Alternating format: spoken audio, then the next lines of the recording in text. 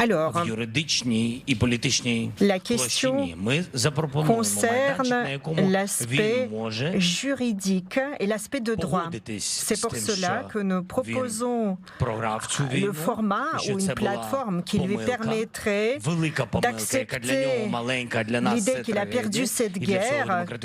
C'était une erreur pour lui, mais pour le monde démocratique, c'est une tragédie. Donc il faut qu'il y ait la justice. À la question si l'Ukraine va perdre, je peux répondre que je suis certain que non. Alors, nous n'avons pas d'autre choix que de gagner. Nous n'avons pas la possibilité de perdre. Qu'est-ce que cela voudrait dire si l'Ukraine perdait? Cela voudrait dire que nous n'existerions plus. Par conséquent, telle finalité de notre lutte n'est pas possible. Alors, est-ce que cela va être compliqué? Est-ce qu'il va y avoir beaucoup de victimes? Eh bien, ceci dépendra aussi de vous, de nos partenaires du monde occidental. Si nous sommes renforcés avec les armements, nous ne perdrons pas cette guerre.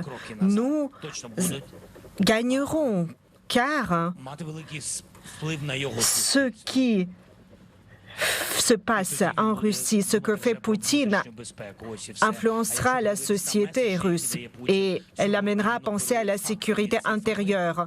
Si nous regardons les messages, les plans, les chiffres, cela correspond à l'année 2030. Il se voit jusqu'à 2030 en train de faire cela et nous voudrions mettre fin à tout cela plus tôt.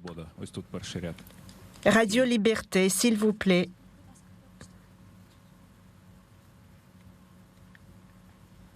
Thank you, Mr. President. A very simple time during this time of reflection. These are important days in Ukraine and all around the world.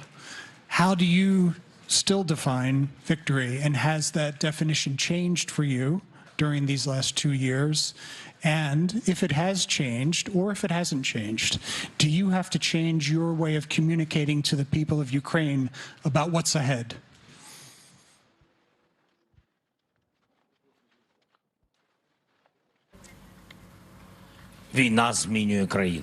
La guerre change le pays.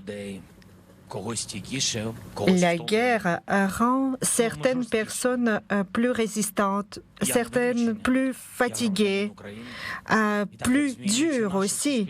Et je ne fais pas exception, je ne suis pas une exception. Je suis comme les autres Ukrainiens. Ma communication dépend non seulement de la tonalité que je veux lui donner, mais aussi de ce que je suis, de ce que je ressens à l'intérieur. Et je suis un Ukrainien parmi les autres. Par conséquent, ma communication transmet aux autres ce que je pense.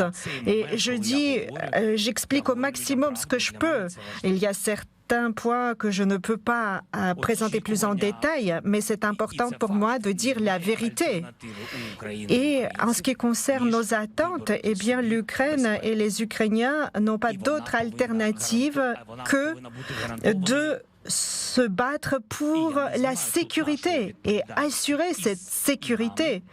Et je parle ici de notre responsabilité, donc notre sécurité intérieure, nos forces armées, tant que nous ne faisons pas partie de l'OTAN, mais aussi les garanties de sécurité pour nos partenaires, pour être sûr qu'il n'y aura pas de retour d'agression. Tant que nous ne faisons pas partie de l'OTAN, nos partenaires sont tenus de nous protéger également.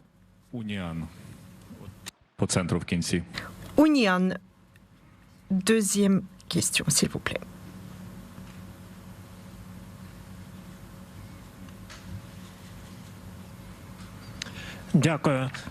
Merci, Monsieur le Président. Vous vous êtes adressé à de nombreuses reprises à nos alliés avec des demandes de nous livrer les armements de longue portée pour frapper les cibles russes, notamment les missiles ATACMS. Vous avez eu des contacts avec les leaders du monde, et notamment le président Joe Biden. Vous avez eu aussi des conversations en ligne avec les leaders du G7. Vous avez probablement eu d'autres contacts pour lesquels nous ne sommes pas au courant. À votre avis, en ce qui concerne ces armes de longue portée, est-ce que l'Occident nous a entendus? Est-ce que nos partenaires ont compris qu'il était très important d'apporter cette aide maintenant et ne pas la repousser à 3 ou 4 mois?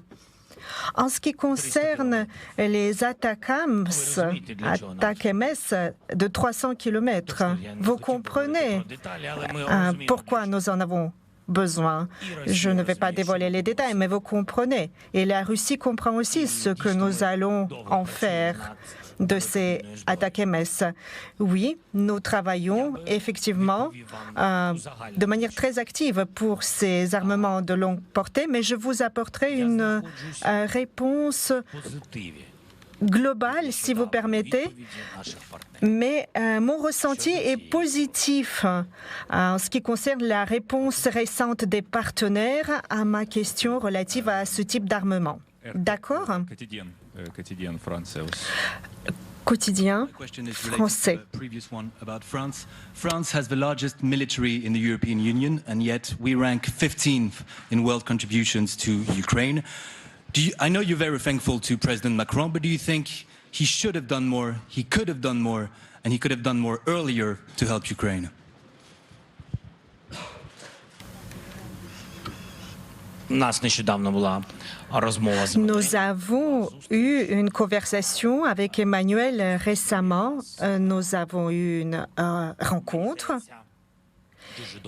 Et je pense que cela s'est bien passé, très bien. Nous avons signé un très bon accord de sécurité, garantie de sécurité avec la partie française. Il y aura d'autres détails dont nous avons parlé et il y avait des accords et j'attends que cela viendra de sa part.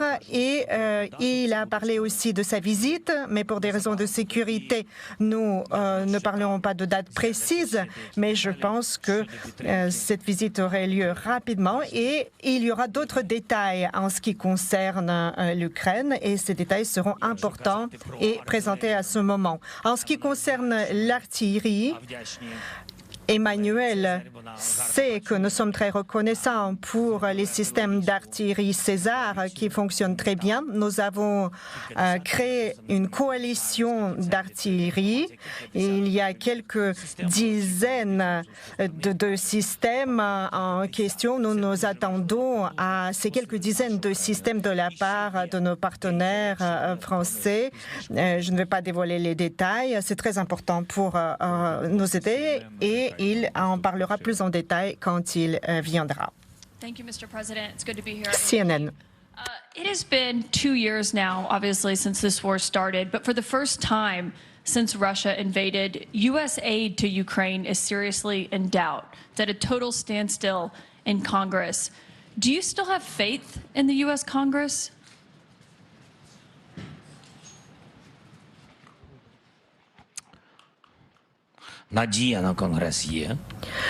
J'ai de l'espoir pour le Congrès.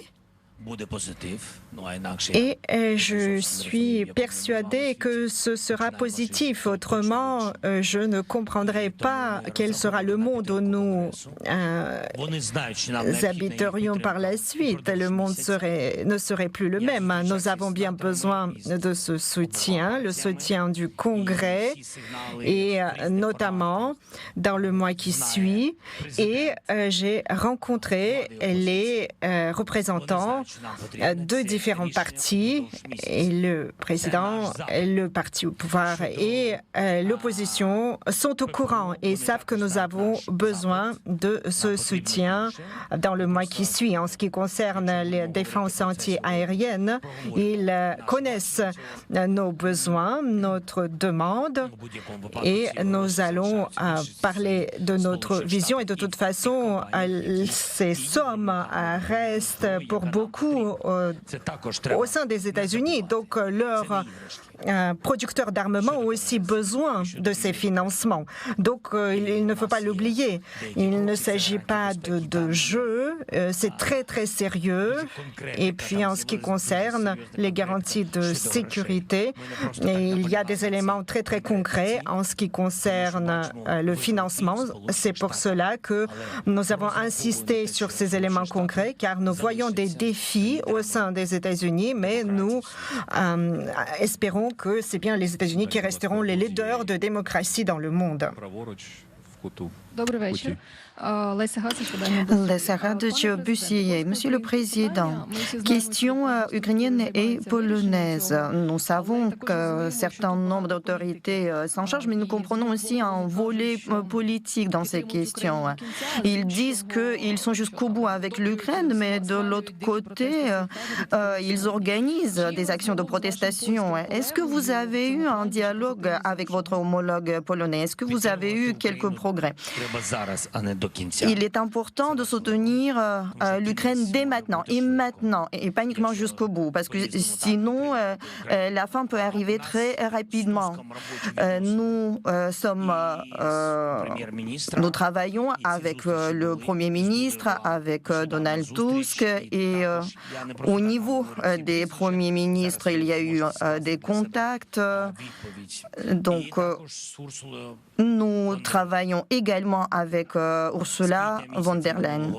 Depuis avril dernier, je ne cesse de dire qu'il s'agit des questions politiques et j'ai toujours eu raison.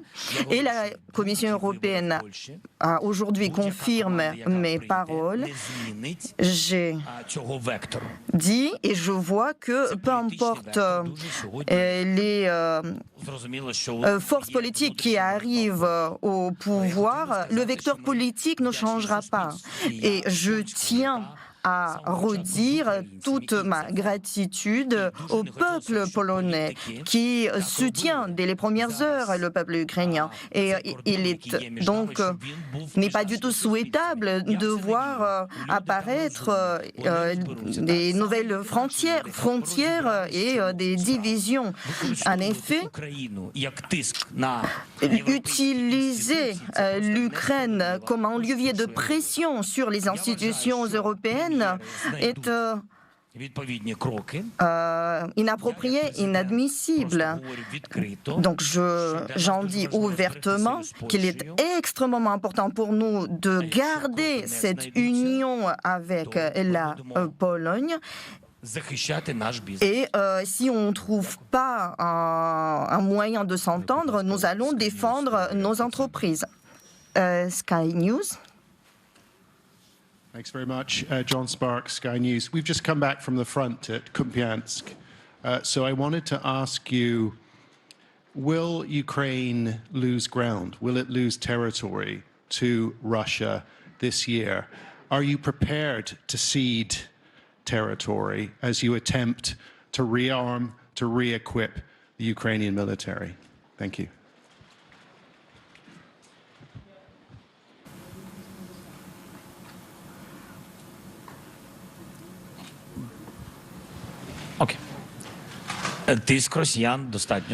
La pression des Russes est suffisamment forte dans l'axe de Kupiansk.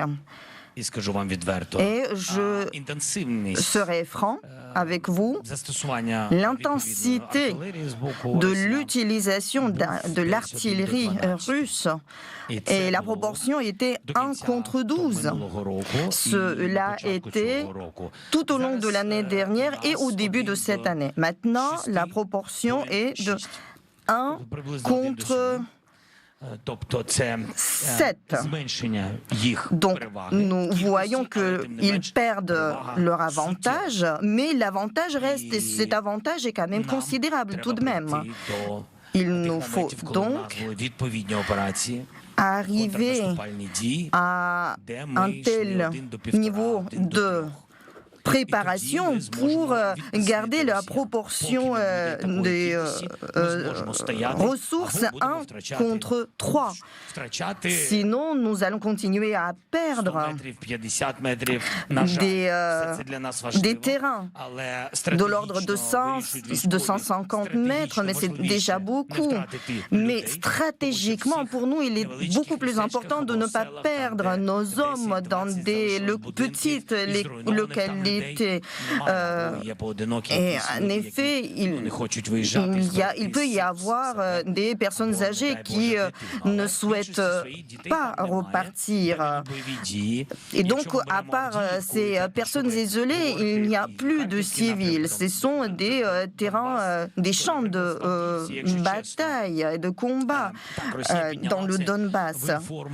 Oui, en effet, la Russie médiatise beaucoup sur ce qui se passe à côté d'Avdiivka et Avdiivka parce que c'est à leur avantage de présenter ces informations. Il y a eu beaucoup de journalistes, beaucoup de presse sur place, vous n'êtes pas sans savoir, mais la réponse est très simple. Faire la pression sur des partenaires en ce qui concerne les paquets d'aide et de soutien qui ont été actés. Et ainsi, les chances et les avantages que les Russes ont seront moindres. Et donc, si nous avons suffisamment d'armement, nous allons être à la hauteur et nous montrerons les résultats concrets. ICTV. Selon la loi de mobilisation, il y a à peu près de 30 000 amendements. Quand est-ce que cette loi sera adoptée? Et en ce qui concerne l'aide américaine, si elle n'arrive pas d'ici un mois, est-ce que nous avons de quoi tenir?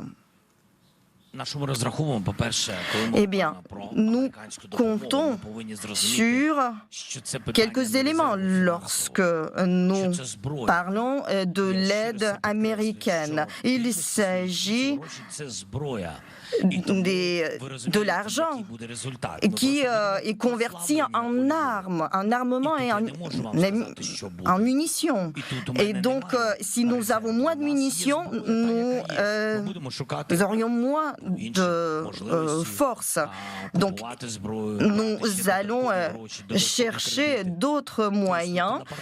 Nous allons faire un peu plus de pression sur les partenaires pour trouver de l'argent, pour trouver les moyens et les armements. Donc, il s'agit des paquets d'armements qui visent à assurer la protection de notre pays. Donc, un système patriote coûte 1,5 milliard. Bien sûr que vous ne pouvez pas acheter ce système sans les États-Unis. Donc, répondant par exemple à votre question, s'il était possible de renforcer notre composante de défense aérienne sans l'aide américaine, la réponse serait non.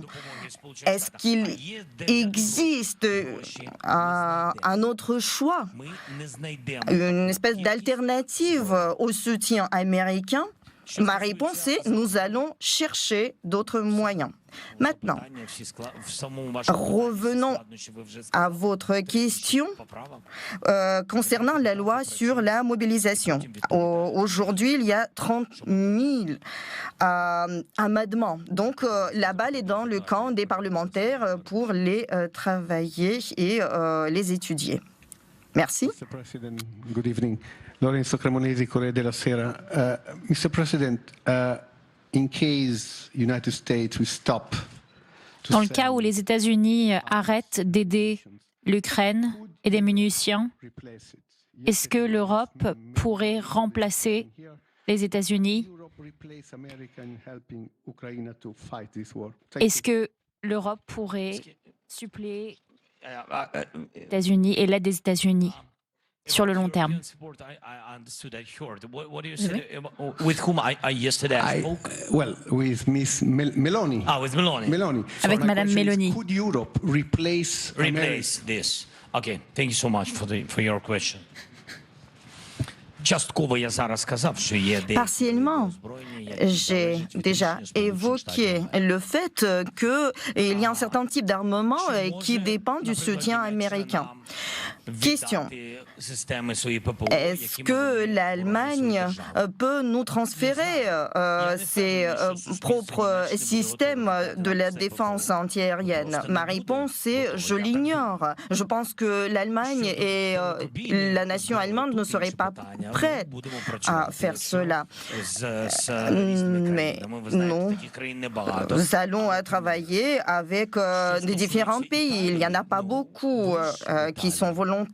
En ce qui concerne l'Italie, je vous retourne la question. Est-ce que l'Italie serait prête à nous épauler?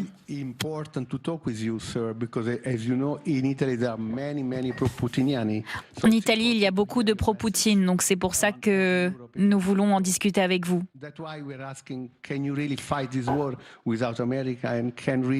C'est pour ça que nous posons la question, est-ce que l'Italie et les Européens peuvent remplacer?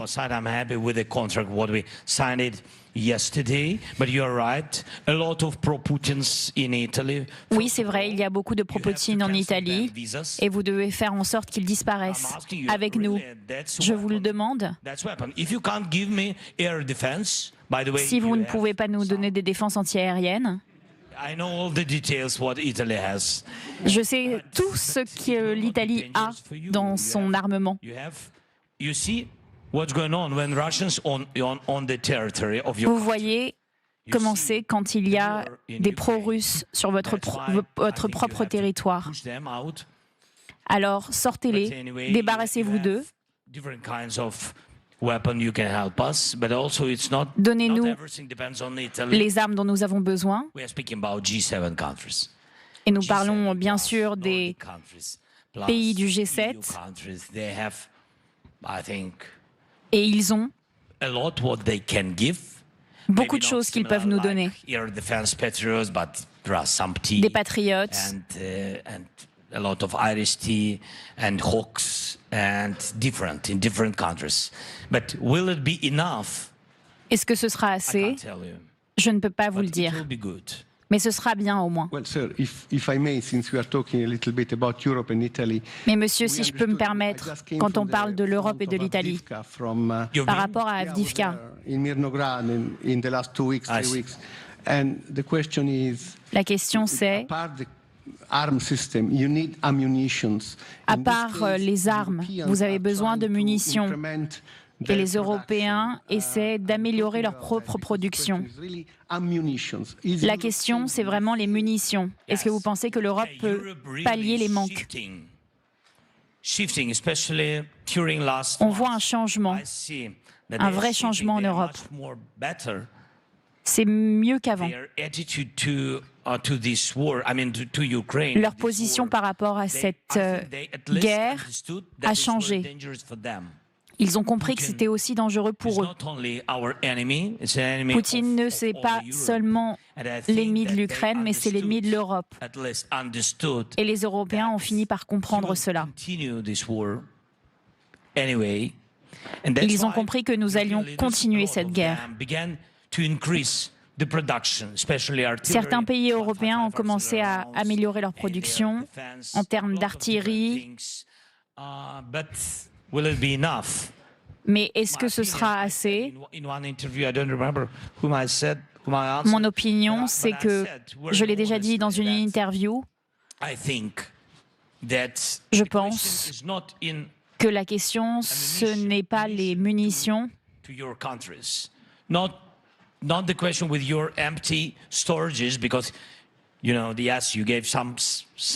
Ce n'est pas la question de ce que vous aviez déjà, que vous avez donné à l'Ukraine, mais c'est surtout que vos sociétés européennes ne sont pas prêtes à se défendre. Et j'espère pas que Dieu nous préserve, que Poutine s'attaque à vous-même.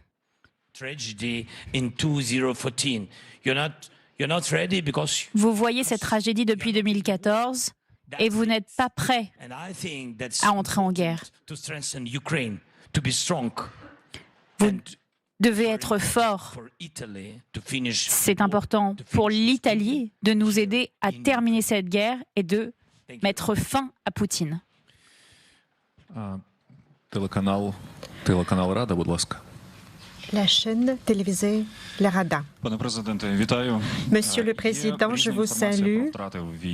Les différentes informations circulent en ce qui concerne les pertes pendant cette guerre. En même temps, il s'agit de la lutte pour la démocratie dans le monde. Nos partenaires le reconnaissent, nos voisins européens le déclarent. Est-ce que vous pouvez nommer le prix que paie l'Ukraine? Merci. Je ne sais pas si j'ai le droit de le faire. Ce point est extrêmement sérieux et important. Eh bien, je vous propose de commencer par le point suivant. Certains représentants de certains cercles politiques radicaux américains qui ne nous soutiennent pas disaient combien d'autres victimes voulez-vous? L'Ukraine a perdu 300 000. Ensuite, il y a eu des informations russes qui ont circulé. Eux, ils disaient que l'Ukraine avait perdu plus de 100 000 tués et que les Russes avaient perdu entre 35 ou 60 000. C'est ça ce qu'ils disaient. Tout ceci, c'est un mensonge. Mensonge contre vérité. Chaque personne est une perte immense pour nous.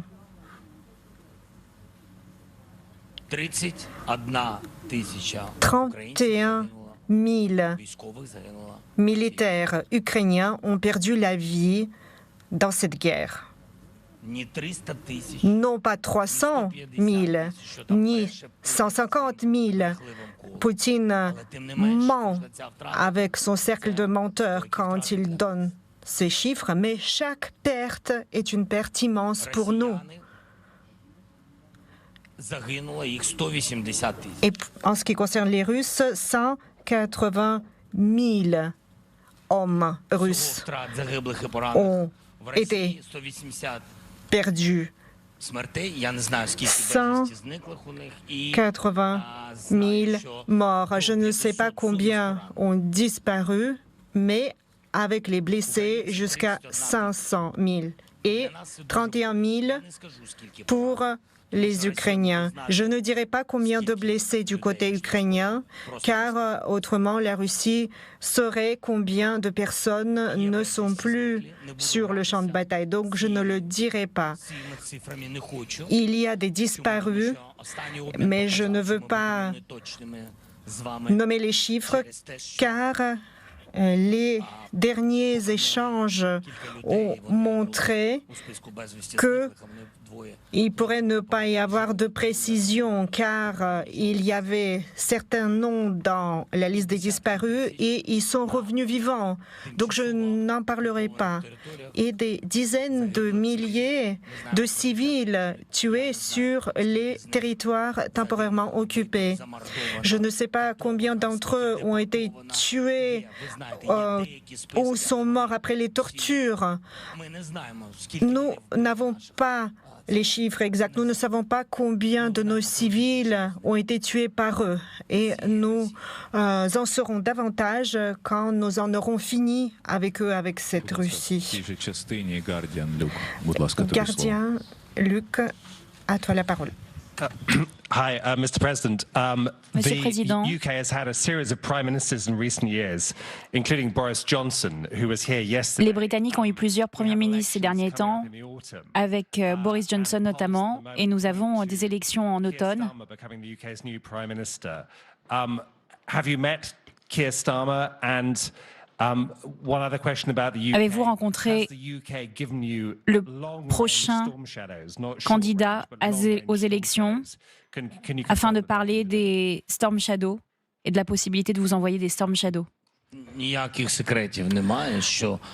pas de secret. Le Royaume-Uni nous a fourni les Storm Shadows. Nous les avons employés et nous en avons employé une quantité conséquente. Nous sommes reconnaissants pour cette décision et nous sommes reconnaissants à la société britannique. Et il y a une partie de votre question que je n'ai pas bien compris. Je parle de Keir Starmer, du leader du parti de travaillistes, le Labour. Il est le favori dans les élections. Ça, c'est votre décision au Royaume-Uni. Keir Starmer ou pas. J'ai eu plusieurs réunions avec des membres du Parti travailliste, mais également votre Premier ministre. J'ai des bonnes relations avec le Royaume-Uni. Merci.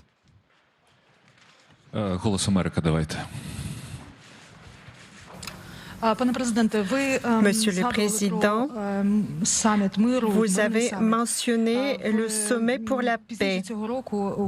Et un peu plus tard cette année, un sommet de l'OTAN est prévu à Washington. L'Ukraine demande à l'OTAN de l'inviter à l'OTAN. Pour l'instant, ni l'OTAN ni les États-Unis ne donnent pas de signaux qu'une telle invitation arriverait. Quels sont les risques pour l'OTAN et pour la sécurité internationale, à votre avis, si une telle invitation n'est pas émise? Merci pour votre question. Au jour d'aujourd'hui, avec tout mon respect pour tous les partenaires, et moi, je comprends que tous les partenaires soutiennent l'Ukraine en ce qui concerne une telle invitation. Tout le monde pense que l'Ukraine fera partie de l'OTAN. Mais je ne veux pas jouer avec les mots. Au jour d'aujourd'hui, des États-Unis et de l'Allemagne dépend cette décision. Et quels seraient les risques? Moi, je ne vois pas de risque pour inviter l'Ukraine à faire partie de l'OTAN. Les risques qui, derrière les coulisses des politiques officielles, souvent sont prononcés en ce qui concerne la participation de l'Ukraine à l'OTAN, sont liés à la réaction non appropriée de Poutine. Mais je ne vois pas de risque pour émettre l'invitation. Ou bien il y a quelque chose que je ne connais pas. Mais si on ne nous invite pas, on ne nous invite pas. Ukrainska Pravda, давайте. Ukrainska Pravda.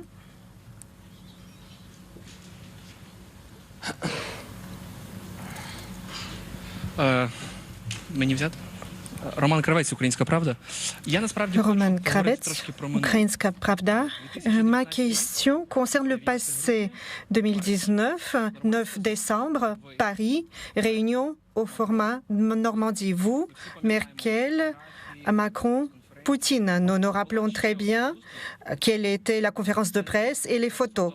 Mais il y a eu une autre rencontre sans photos, sans caméra, votre tête-à-tête avec Poutine. Nous savons très peu sur cette rencontre. Nous savons juste qu'elle a eu lieu. Peut-être c'est le bon moment pour en parler. Qu'est-ce qui s'est passé à cette rencontre? Comment se comportait Poutine avec vous? De quoi avez-vous parlé? Qu'est-ce qui s'est passé à huis clos à ce moment-là, quand vous étiez en tête-à-tête avec lui? Merci.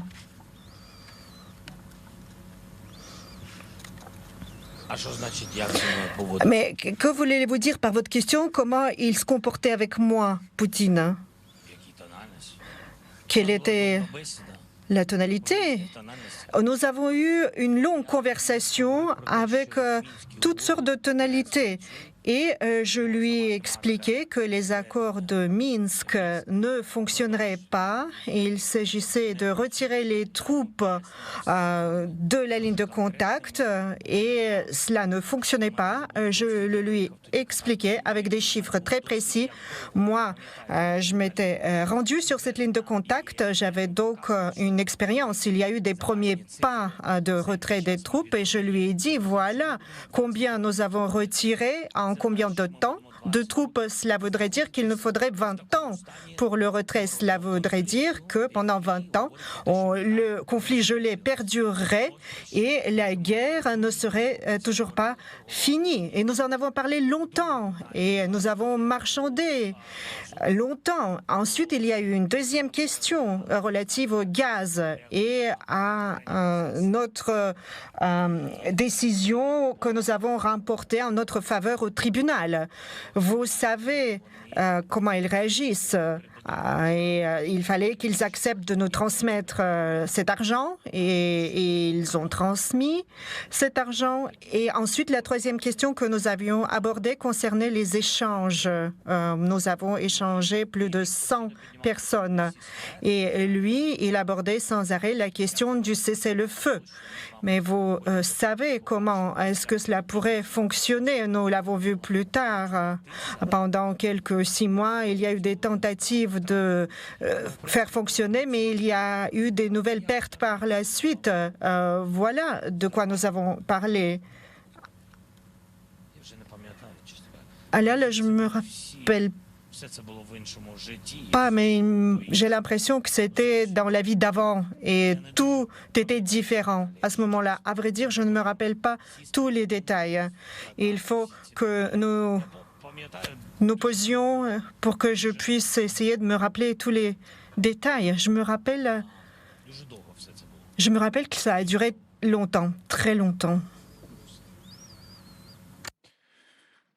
Deutsche Welle, будь ласка, в кінці. Deutsche Welle, je vous prie. Thanks, Mr. President. Merci, Monsieur le Président. How important are the German Taurus missiles for Ukraine? À quel point les missiles allemands sont importants pour l'Ukraine? Et comment voyez-vous la lenteur du Royaume-Uni? Pour nous, il est important. Tout ça, et je suis reconnaissant à Monsieur le chancelier parce qu'il a fait preuve de leadership, il est à nos côtés, il nous soutient. Il est extrêmement important pour nous d'avoir ces armes que vous avez évoquées. Et je vous dirais ainsi, les États-Unis, d'abord, suivis par l'Allemagne. Et ça, partout, selon ce modèle.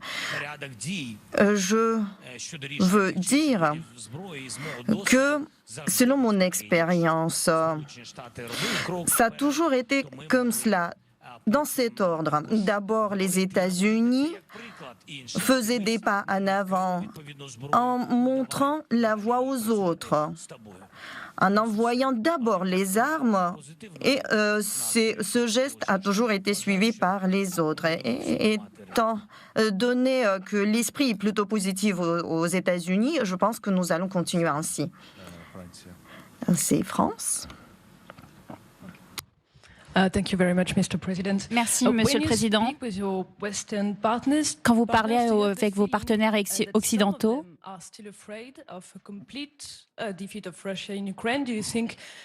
est-ce que vous avez l'impression que les Occidentaux ont encore peur de la défaite de l'Ukraine? Est-ce que vous pensez que la France va vous donner des Mirage 2000?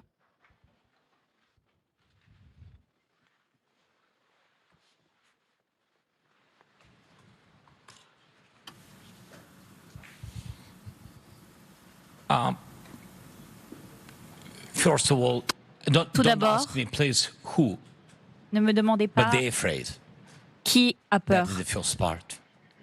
C'est la première partie. La deuxième partie,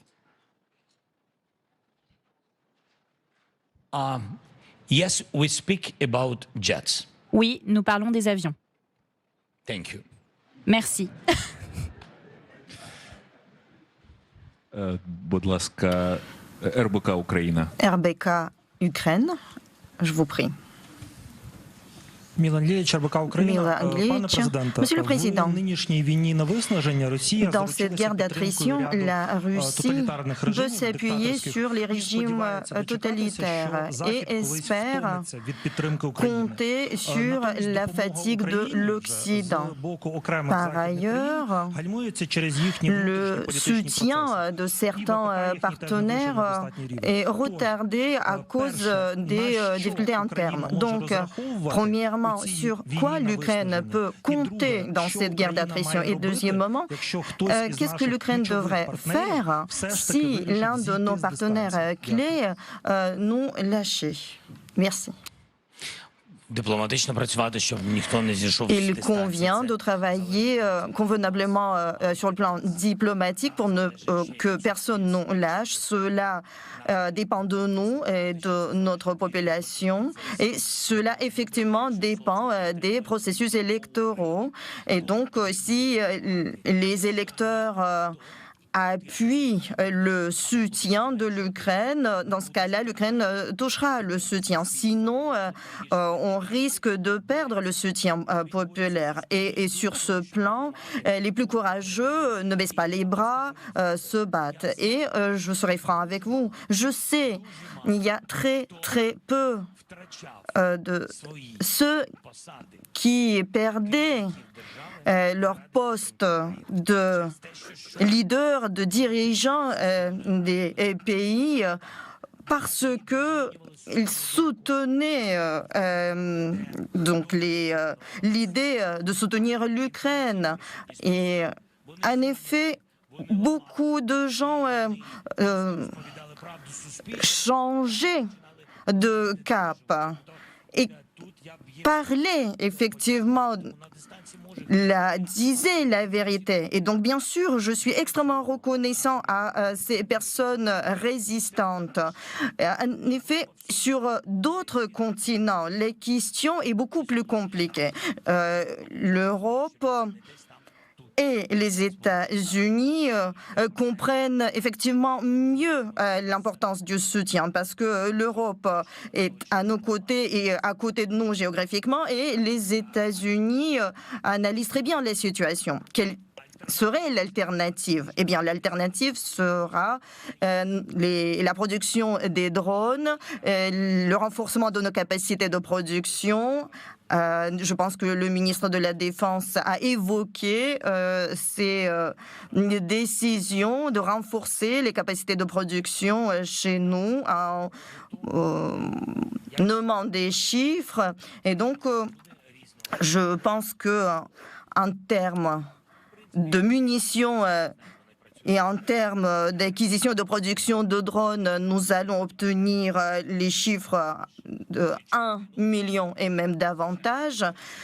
Et vous savez que même un simple obus d'artillerie qui coûtait 1 000 € ou 1 000 $, et donc c'était les chiffres au début de la guerre. Maintenant, ce prix a peut-être quadruplé ailleurs. Donc, en effet, l'argent, c'est le nerf de la guerre. L'argent peut aider, même, bien sûr, même si nous voyons auprès de certaines entreprises juste un intérêt commercial, mais nous ne condamnons pas ces analyses, mais nous, au contraire, nous nous battons pour chaque obus. Et nous sommes et restons très reconnaissants pour toute aide. Mais en effet, ceux qui peuvent nous aider trouvent les moyens. Et nous sommes reconnaissants aux pays nordiques, nous sommes extrêmement reconnaissants au Danemark. Au début, tous les pays nordiques adoptaient une position sceptique par rapport à notre alternative, à notre avenir européen, mais maintenant ça a changé. La position des dirigeants a changé. Le peuple a adhéré à l'idée de notre soutien. J'ai rencontré Meta à Lviv et je vois que, au bout de 2 ans, dans certains pays, le soutien de l'Ukraine s'accroît. Ça veut dire que les gens se soulèvent contre la guerre. Et donc, il me semble que c'est une bonne position. Et la chaîne télévision Freedom, je vous prie. Je vous salue, Monsieur le Président. La chaîne Freedom. Est-ce que vous avez l'intention de rencontrer Monsieur Erdogan? Et si oui, est-ce que vous allez évoquer les questions des échanges des prisonniers et notamment les prisonniers qui ont été pris en otage depuis 2014, comme cela a été avec un militaire assez connu? Oui, prochainement. Prochainement. Alors, en ce qui concerne à court terme, je n'ai pas encore l'intention de rencontrer à court terme M. Erdogan. Mais avec les Émirats arabes unis, avec l'Arabie saoudite, la Turquie et le Qatar, nous sommes en contact régulier. Évoquant les questions des échanges des prisonniers, y compris les ressortissants de la Crimée, les Tatars de la Crimée, y compris des journalistes, des artistes qui ont été, hélas, pris en otage et pris prisonniers. Donc, nous travaillons main dans la main avec ces 4 pays. Canada, Global Bay. Thank you, Mr. President. Merci, Monsieur le Président. You've spoken earlier about sort of the political processes in the West. I'm wondering about. Vous parliez des processus politiques en Europe.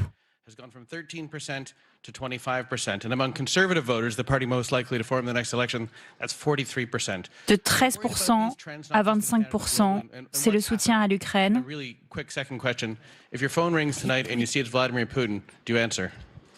Est-ce que vous accepteriez de voir Vladimir Poutine? Mais il n'a pas de portable. Mais moi, je ne travaille plus avec Télégraphe de 1917, datant de 1917. Donc lui, il ne m'appellera pas. Et il ne veut pas mettre un terme à cette guerre. Aujourd'hui, c'est un fait. En affaiblissant les forces armées sur le champ de bataille, en renforçant leur isolation. Donc, en effet, tout cela vise Poutine. Tout cela va affaiblir Poutine et diminuer son budget. Et le plus important pour lui, c'est l'argent. Son point le plus faible, c'est effectivement sa dépendance de l'opinion publique. Et donc, il me semble, c'est là où se trouve sa faiblesse. Si aujourd'hui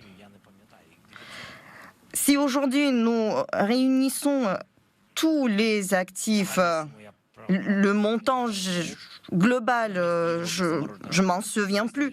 Si effectivement nous collectons tous les actifs gelés, ne serait-ce qu'à l'Occident, et si tous ces actifs gelés étaient transférés à l'Ukraine, je pense que ça le faiblirait beaucoup, parce qu'il ne pourra plus protéger les entreprises et le cercle des oligarques qui l'entourent.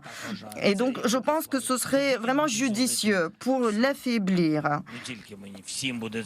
Et à ce moment, lui, il va appeler non seulement moi, mais tout le monde pour savoir comment terminer cette guerre.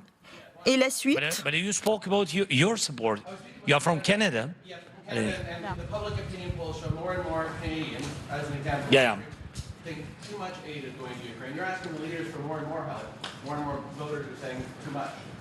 But you said that your in Canada is about 30%, been 30%, now 25%. It was 13% saying too much in 2022. Now it's 25%, and among the party most likely. Avant, il y avait 13% qui disaient qu'il y en avait trop. Maintenant, il y a 25% de Canadiens qui disent qu'il y a trop d'aide à l'Ukraine.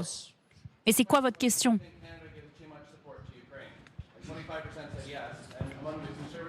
So 70% said that not enough.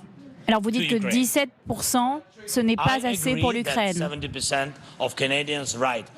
Je suis d'accord avec ce pourcentage de Canadiens qui disent qu'il n'y a pas assez d'aide à l'Ukraine. Київпост, будь ласка. Kyivpost.